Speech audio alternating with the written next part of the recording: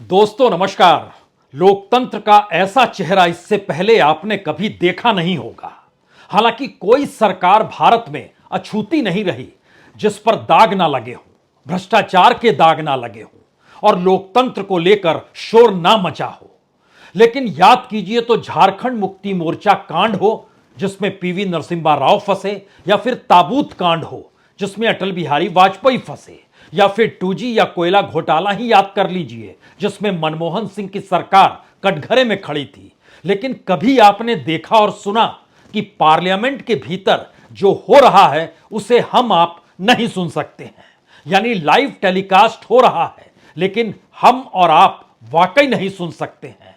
Action भी हो रहा है, स्पीकर हाथ भी हिला रहे हैं, कुछ सांसद कुछ कह भी रहे हैं और विपक्ष के सांसदों का एक पूरा समूह वेल में आकर खड़ा हो गया है। वो नारे लगा रहा है लेकिन सिर्फ एक्शन में।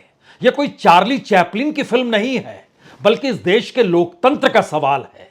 और लोकतंत्र के मंदिर के भीतर ही जो आवाजें गूंज रही हैं उसको हम आप तक पहुंचने नहीं देंगे। पहले इस दृश्य को देख लीजिए।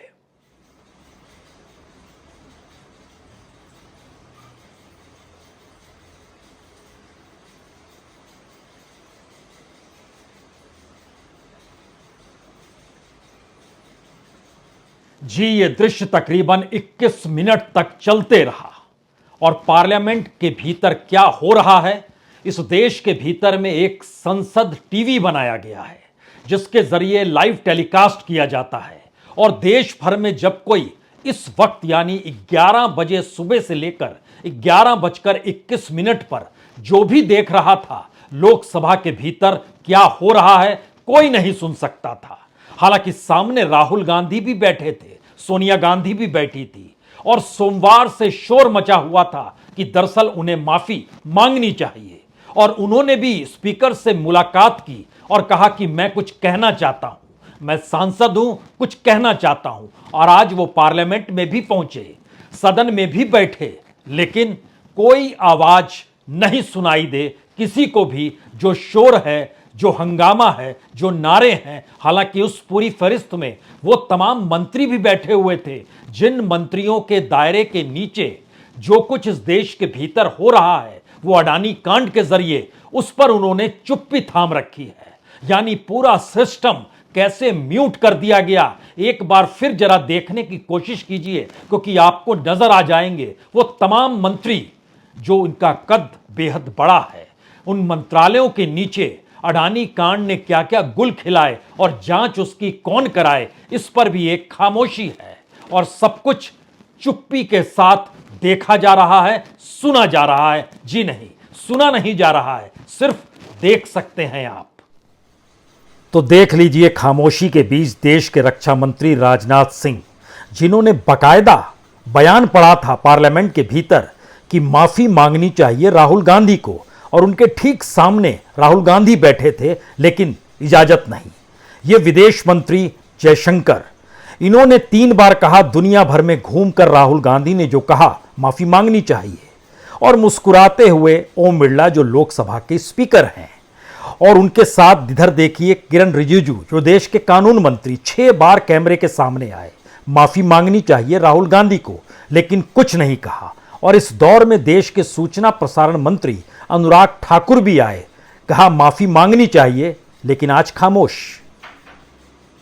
तो जो दिखाई दिया वो शायद भारत के लोकतंत्र के लिए या दुनिया के सबसे बड़े लोकतांत्रिक देश का तमगा पाए हुए भारत की कौन सी स्थिति है, इसे आप सिर्फ समझ सकते हैं। समझ की जरूरत इसलिए है क्योंकि सोमवार से लेकर शुक्रवार तक 5 दिनों में सिर्फ 75 मिनट ही कामकाज लोकसभा के भीतर हुए। और इस लोकसभा के भीतर सोमवार से ही इस बात को लेकर लगातार शोर मचाया जा रहा था कि राहुल गांधी ने जो लंदन में कहा उन्हें माफी मांगनी चाहिए। हंगामा सोमवार से शुरू हुआ और हंगामा करने वाला सत्ता पक्ष। सोमवार को भी हल्ला हंगामा सत्ता पक्ष का, मंगलवार को भी और बुधवार को भी। लेकिन गुरुवार को जब राहुल गांधी पहुंचे तो उनके पहुंचते ही स्पीकर ने उस वक्त सदन को स्थगित कर दिया। कहा शोर शराबा हो रहा है तो अब लोकसभा स्थगित की जाती है। और आज जब लोकसभा की शुरुआत हुई तो ये सब कोई मानकर चल रहे थे कि कल राहुल गांधी ने खुले तौर पर स्पीकर से जब यह कहा था कि मुझे बोलने देने की बात होनी चाहिए और मैं बोलना चाहता हूं क्योंकि मुझ पर आरोप लगे हैं और मैं सांसद हूं, लेकिन कमाल की चुप्पी थी, कमाल की खामोशी थी और लगा ऐसे जैसे समूचा लोकतंत्र इस दौर में म्यूट किया जा चुका हो।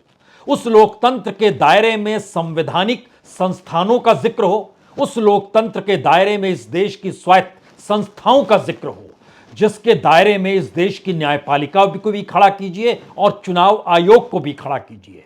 क्योंकि ध्यान दीजिए, सरकार ने जब चाहा जैसे चाहा वैसे बोला है, संस्थानों पर खुलकर हमले किए हैं और ये हमले इस देश के भीतर खुले तौर पर नजर भी आए हैं। सीबीआई मुख्यालय पर किस तरीके से सरकार का ऑपरेशन चला, ये कौन भूल सकता है। और वो ऑपरेशन और किसी के खिलाफ नहीं, उस वक्त के सीबीआई डायरेक्टर के खिलाफ, और जिसके अलावे उस वक्त जो सीबीआई के स्पेशल डायरेक्टर थे, उन दोनों के बीच ठन गई तो सरकार स्पेशल डायरेक्टर के साथ खड़ी हो गई और जो डायरेक्टर थे आलोक वर्मा, उनको दरकिनार कर दिया गया। न सिर्फ सीबीआई बल्कि ध्यान दीजिए, चुनाव आयोग के भीतर, वहां पर चुनाव आयुक्त की नियुक्ति को लेकर जिस तेजी और रवानगी के साथ 24 घंटे के भीतर नियुक्ति कर दी गई, उसकी आवाज सुप्रीम कोर्ट के भीतर भी गूंजी और सुप्रीम कोर्ट ने खुद कहा कि इतनी रवानगी और इतनी तेजी तो इससे पहले किसी पद को भरने को लेकर कभी दिखाई नहीं दी। और अगर सरकार ही पद भर रही है तो वो शख्स सरकार को कभी भी कटघरे में कैसे खड़ा करेगा, सवाल कोई वो कैसे पूछ पाएगा। और ध्यान दीजिए, जिसने भी इस देश के भीतर में सरकार से सवाल किया उसको दरकिनार कर दिया गया। वो पार्टी के भीतर का मामला हो, पार्टी के बाहर का मामला हो, वो आरएसएस के भीतर का मामला हो, आरएसएस के बाहर का मामला हो, या फिर कोई भी संस्थान, चाहे वो प्रोफेशनल्स के तौर पर मौजूदगी हो, चाहे इस देश के भीतर कॉरपोरेट सेक्टर के तौर पर मौजूदगी उसकी हो, हर किसी को एक एक कर दरकिनार किया गया। और इसकी आहट या कहें पहली दस्तक आपको कब सुनाई दी थी? उसी दिन सुनाई दे गई थी जिस दिन इस देश में जजों की नियुक्ति को लेकर कॉलेजियम सिस्टम को सरकार ने खारिज कर दिया था और कहा था यह गलत है, जजेस ही जजों की नियुक्ति करेंगे, उसमें सरकार की कोई भागीदारी नहीं होगी। वह सरकार जिसे जनता ने चुना है और जनता की चुनी हुई सरकार चाहती है कि वह संविधान द्वारा निर्धारित जो अलग अलग लोकतांत्रिक पिलर्स हैं उस पर भी उसका कब्जा हो जाए। जब यह कब्जे की शुरुआत 2015 में हुई थी, तब भी इस देश के भीतर में दूसरा कोई संस्थान जागा नहीं था। वो दौर अलग था जब सीबीआई, ईडी, आईटी भर का जोर हो। इस दौर में तो सीवीसी भी आ गया और सीएजी भी आ गया। निगरानी कौन करेगा, रिपोर्ट लेकर कौन आएगा, ये सारे सवाल इस दौर में खत्म होते चले गए। और आज जब पार्लियामेंट के भीतर अगर ध्यान आपने दिया और शुरू में देखा तो हर वो नेता बैठा था जो कि मंत्री के तौर पर इस देश को चला रहा है, लेकिन उसकी खामोशी संसद के भीतर यानी लोकतंत्र के मंदिर के भीतर इस तरीके से थी जैसे ये खामोशी इजराइल के साथ डिफेंस डील में अगर अडानी ग्रुप को कुछ लाभ मिल गया हो तो डिफेंस मिनिस्टर कुछ नहीं कहेंगे, ठीक वैसी ही खामोशी पार्लियामेंट के भीतर थी। इस दौर में किसी ने नहीं देखा कि फाइनेंस मिनिस्टर या फाइनेंस मिनिस्ट्री से जुड़ा हुआ कोई दूसरा राज्य मंत्री भी कुछ बोल रहा हो, किसी ने कुछ नहीं कहा, जानते समझते हुए कि कैसे इस देश में मनी लॉन्ड्रिंग के जरिए शेयर बाजार को संभाला गया है। और खुले तौर पर अडानी ग्रुप के ऊपर जो आरोप लगे और उसमें जिन फैक्ट्स को रखा गया, जिन तथ्यों को रखा गया, उस दिशा में कोई कैसे आंख मूंद सकता है। पूरा सिस्टम म्यूट कर दिया गया, यानी किसी को बोलने की इजाजत नहीं है। सवाल न्यायपालिका और जजों की नियुक्ति भर का नहीं है, क्योंकि इस प्रक्रिया के भीतर, इस देश के भीतर सीबीआई दफ्तर के रेड की बात हो, ईडी के चेयरमैन को या ईडी के जो प्रेसिडेंट हैं उनको लगातार 3 बार एक्सटेंशन देने का जिक्र हो, सीवीसी में किसकी नियुक्ति होगी और कैसे अधिकारियों पर वो नकेल कसेगा उसका जिक्र हो, या फिर किसी भी मंत्रालय को लेकर और किसी भी खर्चे पानी की स्थितियों को लेकर, हमें लगता है कि आज एक क्षण के लिए इस म्यूट डेमोक्रेसी के भीतर जरा झांक के कोशिश कीजिए कि राहुल गांधी को ना बोलने देना क्या सरकार को किसी बात का डर है, या फिर इस देश के भीतर जो परसेप्शन बदल रहा है सरकार को लेकर जो सरकार लार्जर देन लाइफ दिखाई देती है, जिसके प्रधानमंत्री मोदी अपने आप को नेता के तौर पर जब उनकी मौजूदगी होती है तो बीजेपी के तमाम बड़े बड़े नेता एक वक्त रहे होंगे, लेकिन अब उनका कद, उनकी परछाई, सब कुछ छोटा हो चला है। तो जिस एक शख्स के इर्द गिर्द समूचा सिस्टम आकर खड़ा हो और हमला उसी शख्स पर अगर किया जा रहा हो तो फिर हमले की आवाज बंद कर देनी चाहिए, क्योंकि अडानी और मोदी के रिश्ते का जिक्र अगर पार्लियामेंट के भीतर हो रहा है, अगर अंतर्राष्ट्रीय तौर पर हो रहा है, तो अगला सवाल यही है कि इसके बाद बीजेपी के पास बचेगा क्या। और अगर सत्ता नहीं है तो आपके पास कुछ भी नहीं है। यह संवाद आपको बार बार बीजेपी के भीतर सत्ता की लगाम कसे हुए उन नेताओं की जुबान से सुन सकते हैं जिनके हाथ में मौजूदा वक्त में सत्ता है। और बीजेपी के नेता भी दबी जुबान में ये कहने से नहीं कतराते हैं कि दरअसल जब भी जिक्र किसी मुद्दे का होता है तो हमारे नेता तो यही कहते हैं, अरे सत्ता होगी तभी तो कुछ होगा, तो सत्ता बचाए रखिए, बनाए रखिए, लेकिन उसके भीतर झांकने की कोशिश मत कीजिए। हमें लगता है कि शुरुआत तो इस बात से ही हो जाए कि जिक्र तो ईडी को लेकर चला था, जिक्र इस बात का चला था इस देश के भीतर में कि अडानी कांड के तार कैसे किससे जुड़े हुए हैं। जिक्र तो इस बात को लेकर था कि हमारी फॉरेन पॉलिसी भी कहीं कॉरपोरेट का हित साधने में तो नहीं लग गई है और उसके नेटवर्थ को बढ़ाना ही कहीं नेशनल पॉलिसी तो नहीं हो गई है। लेकिन उसके भीतर की परिस्थितियों को जब आप झांकेंगे तो आपको जहन में एक मंत्रालय एमएसएमई का नजर आएगा।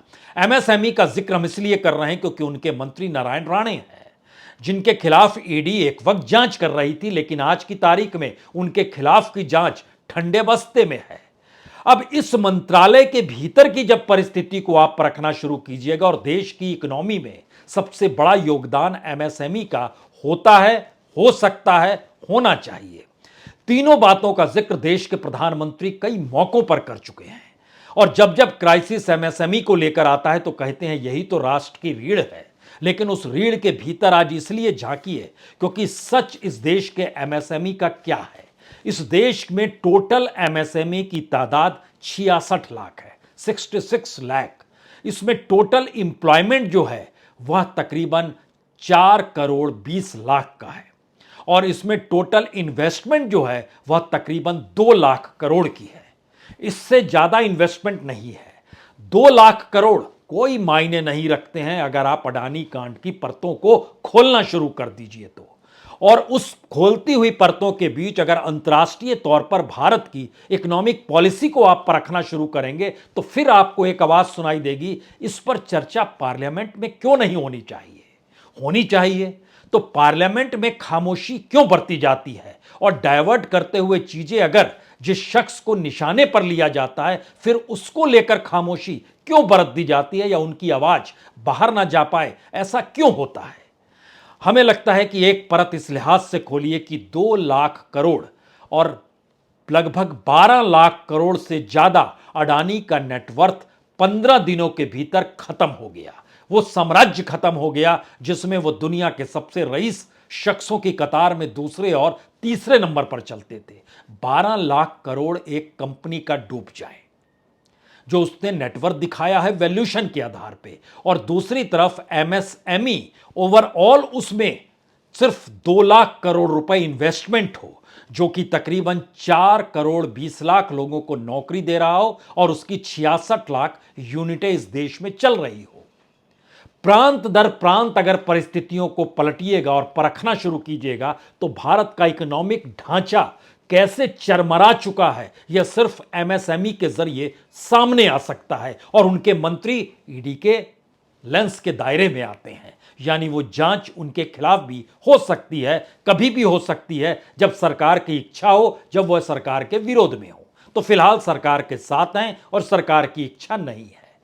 इसीलिए पार्लियामेंट के भीतर जो क्वेश्चन आवर होता है और उस क्वेश्चन आवर के बाद जो डिस्कशंस होते हैं, जो ध्यानाकर्षण प्रस्ताव होता है, जो रूल ऑफ ऑर्डर वहां पे दिया जाता है, ये सारी चीजों को अगर परखना शुरू कीजिएगा तब आप समझ पाएंगे कि दरअसल लोकतंत्र के मंदिर के तौर पर पार्लियामेंट को इसलिए कहा जाता है क्योंकि पार्लियामेंट अपने आप में इस देश के इमोशंस को रिप्रेजेंट करता है, इस देश की जरूरतों को रिप्रेजेंट करता है, इस देश के लोगों की मुश्किल हालात और उनकी पॉलिसीज को लेकर यहां पर बहस चर्चा होती है। लेकिन उसे ही अगर आप बंद करने की परिस्थिति में लाकर देश को खड़ा कर गए तो फिर याद कीजिए ताबूत घोटाला जब हुआ था, जॉर्ज फर्नांडिस डिफेंस मिनिस्टर थे, उस समय कैसे फंस गए थे।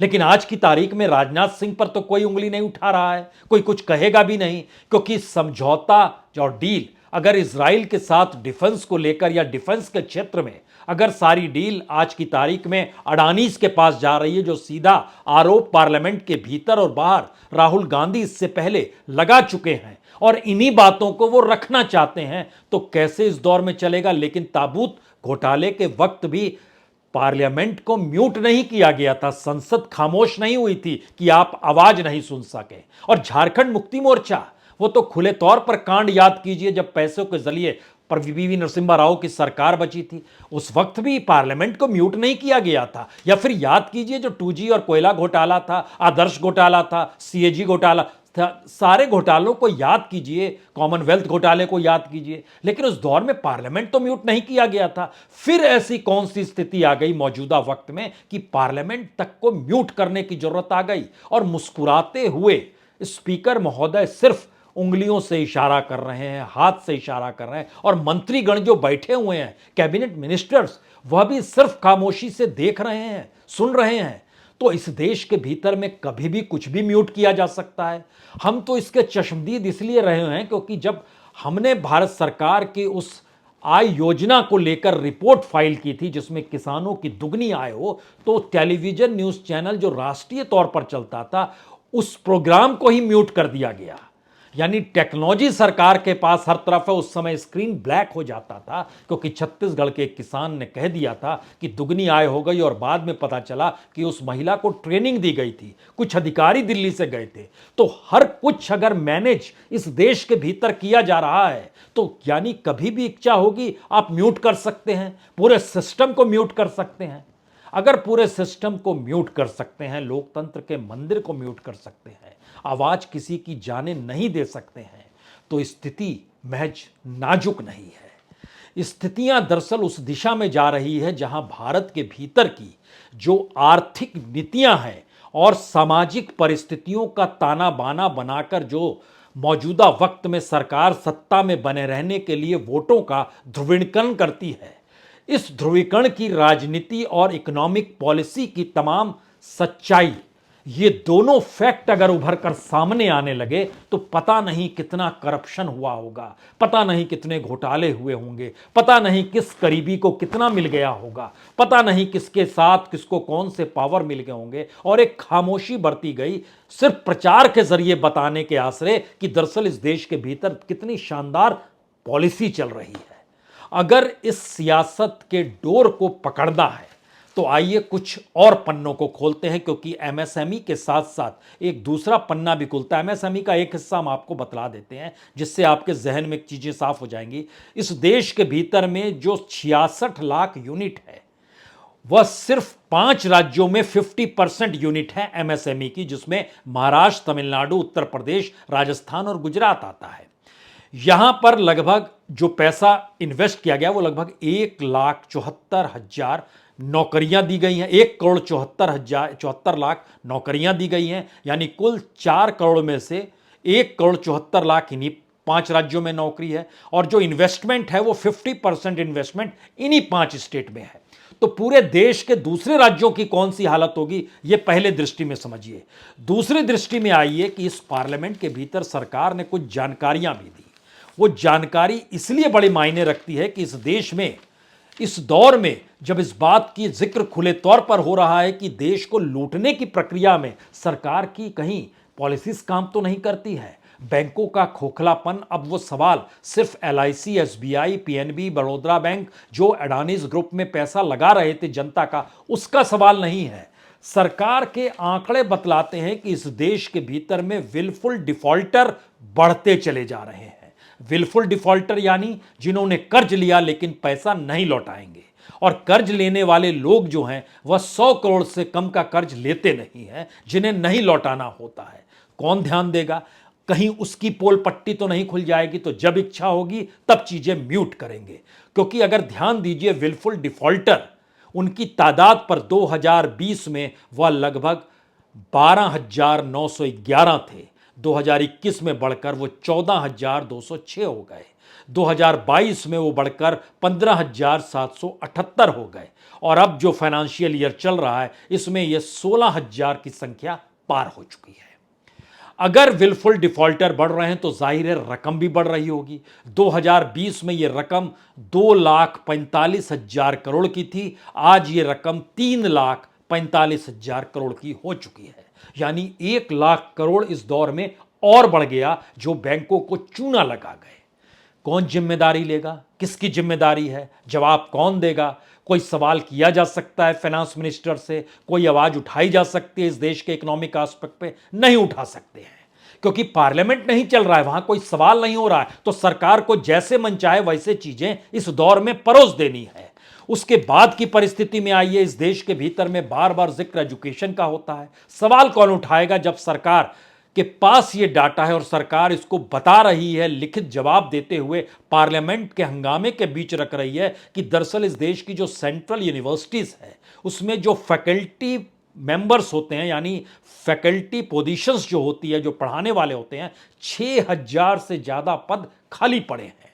आईआईटी के भीतर लगभग 4,526 पद पढ़ाने वालों के खाली पड़े हैं।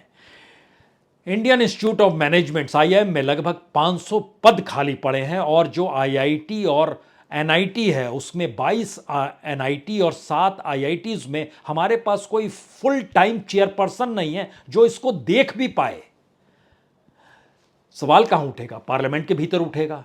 पार्लियामेंट चलेगी नहीं। अगर चल रही होगी और मुश्किल हालात सरकार के सामने आएंगे तो पार्लियामेंट म्यूट कर दी जाएगी, फिर दोबारा उसी स्थिति में लौट आइए और आज की तारीख में फिर से खड़े हो जाइए। वह कौन से इशू थे जिन इशू से सरकार घबरा रही है? सरकार घबरा रही है दरअसल, अगर राहुल गांधी खड़े होकर बोलते हैं तो इस देश की इकोनॉमिक सिस्टम और इकोनॉमिक सिस्टम का नब्ज जिसे शेयर बाजार बनाया गया है वो तार तार हो जाएगा। और सबको पता है कि अगर अंतर्राष्ट्रीय तौर पर ये मैसेजेस जा रहे हैं तो दुनिया के बाजार से भारत में पैसा लगाने को कोई तैयार नहीं होगा। जिस तरीके से दुनिया के 7 बड़े बैंकों ने, जो विकसित देशों में है, उन्होंने अडानी ग्रुप से निवेश करने की पीछे अपना हाथ पीछे कर लिया। क्या मुश्किल होगी अगर इकोनॉमिक पॉलिसीज को लेकर दुनिया भर के भीतर सवाल उठेंगे तो पार्लियामेंट में क्यों बोलने दिया जाए? अगर इस प्रक्रिया के भीतर इस बात का जिक्र होगा कि सत्ता और कॉरपोरेट, प्रधानमंत्री और कॉरपोरेट अडानी के बीच के रिश्ते और तालमेल इस देश की पॉलिसी के ऊपर हो गए हैं और ऐसे ऐसे समझौते इस दुनिया के भीतर भारत सरकार के प्रयास से हुए, तो वो कौन सी स्थिति होगी जो दुनिया के किसी भी राष्ट्राध्यक्ष के सामने शर्मनाक स्थिति हो जाएगी कि अच्छा ऐसी स्थिति होती है। और ये तो खुद को इंडिया का बतलाते हैं। कोई पब्लिक सेक्टर नहीं है अडानी की कंपनी, वो एक प्राइवेट सेक्टर है, वो एक कॉरपोरेट है जिसके तार दुनिया भर में अलग अलग जगहों पर फैले हुए हैं। लेकिन इस फैले हुए तार के भीतर में अगर योगदान सरकार का है तो दाग उधर लगेगा तो दाग इधर भी लगेगा। कैसे बोलने की इजाजत दी जाए? इस प्रक्रिया के भीतर जो देश के भीतर की सामाजिक परिस्थितियां, उसमें दलितों का जिक्र होगा, उसमें आदिवासियों का जिक्र होगा, उसमें पिछड़ों का जिक्र होगा, उसमें गरीबों का जिक्र होगा, उसमें किसानों का जिक्र होगा, मजदूरों का जिक्र होगा, मनरेगा का भी जिक्र होगा, भूख का भी जिक्र होगा, रोजगार का जिक्र होगा, महंगाई का जिक्र होगा। अगर सारी चीजों का जिक्र होने लगे और पार्लियामेंट चलने लगे तो सरकार की फजीयत हो जाएगी। तो क्यों नहीं इसे म्यूट कर दिया जाए? मौका मिले तो देखिएगा। चार्ली चैपलिन की डिक्टेटर। चार्ली चैपलिन ने जितनी फिल्में बनाई उसमें कोई डायलॉग्स नहीं होते थे, लेकिन चार्ली चैपलिन ने जब डिक्टेटर बनाई तो वो जो भाषण दे रहे थे एज ए डिक्टेटर, उसको शब्द दिए गए और वो बहुत ही शानदार भाषण है। उसको सुनिए और फिर लोकतंत्र के मंदिर के आवाज ना आने की परिस्थितियों को और उसके दृश्य को अपनी आंखों में समेट लीजिए और फिर सोचना शुरू कीजिए लोकतंत्र और तानाशाही के बीच आप कहां खड़े हैं। बहुत बहुत शुक्रिया, बहुत बहुत शुक्रिया।